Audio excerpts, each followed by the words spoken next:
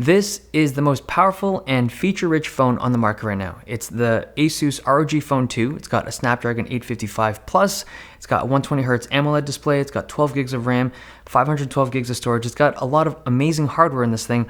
But the problem is that it's a gaming phone. And traditionally, gaming phones are just not a great purchase.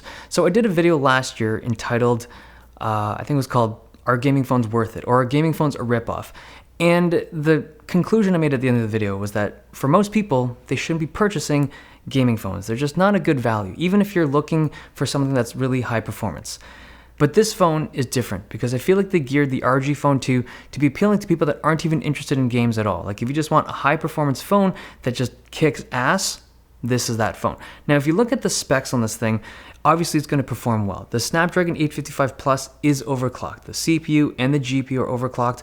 The GPU in particular is bumped up by like 15%. So when I run benchmarks on this thing, it's a clear leader, and package that with 12 gigs of RAM and 512 gigs of UFS 3 storage, it's very fast. Granted, this is an engineering sample. I don't know the exact configurations that they'll have for their retail units, but this engineering sample it's super fast.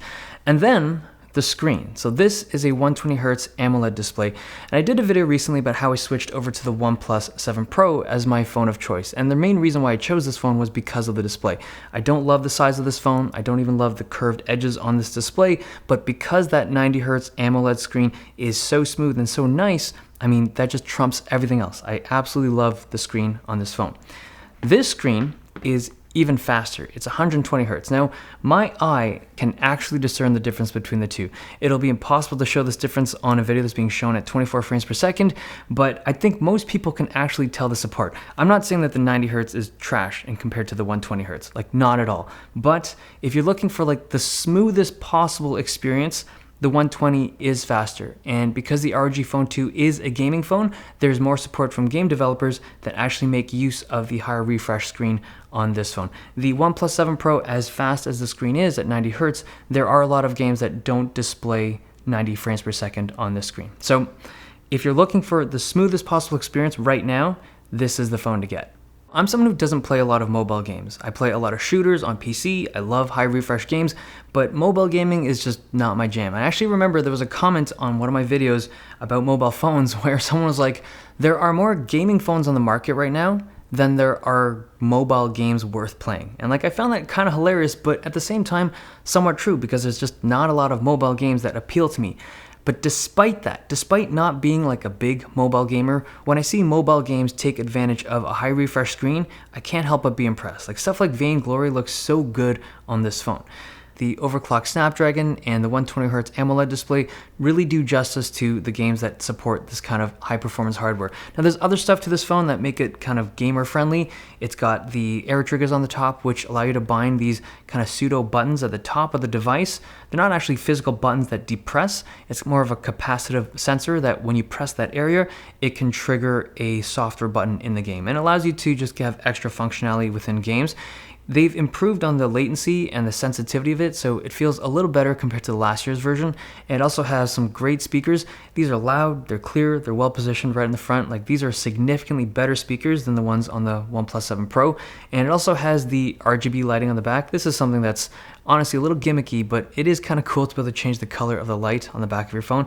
It's clearly not for everyone. It's not even for me, but for the people that are interested in this kind of stuff, they have that availability. And you can also turn it off if you don't like it.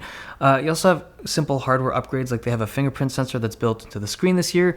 The camera hardware is improved. It's now running a wide angle lens. So the components on this device are excellent, but it is a gaming phone, right? And like I said in the beginning of the video, gaming phones are traditionally not that great of a buy. But thankfully, this year they did a couple things that make this thing appealing to more people. So first, the design of this phone. Last year's ROG phone had a lot of copper accents on the front and the back. This year it's just slightly more muted. The copper on the front is not as visible, and on the back there's only kind of a sliver of that copper. So it's a cleaner design, and the international version of this phone is supposed to be matte black instead of this glossy material. And the vent is also functional this time. Like the vent last year was more of a aesthetic gimmick. This is a functional vent this year. But more importantly is the software. They've finally decided to support stock Android right out of the box. So when you boot this thing up for the first time, you can choose between stock Android or their over-the-top ROG theme. And I think for most people in North America, they're going to opt for the stock Android experience, and it's something that really shapes what this phone can be. One of my biggest criticisms of the original ROG phone was the software. It was just super over the top. They had this extra thick layer of like ROG sauce over the entire UI.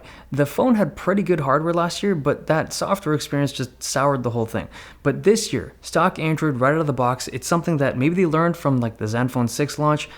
I like it, and I think it really makes this phone usable and appealing to a lot of people. The only app in here that isn't part of stock Android is their Armory Crate, and that's the thing that controls the lighting and the overclocking capabilities, so it's a necessary app. Everything else is just part of stock Android.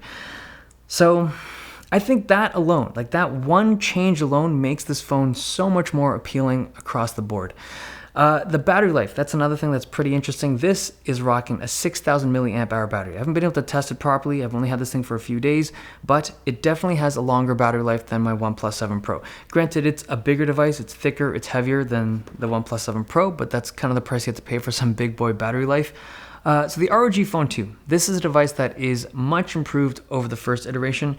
It's got better hardware, significantly better software, and I think for people that are gamers, like this is a pretty obvious option. It's powerful, it's great for mobile games, but even for people that don't play games and just want a high performance phone that is really solid overall, I think this fits the ticket this year. Okay, hope you guys enjoyed this video. Thumbs if you liked it, subs if you loved it. See you guys next time.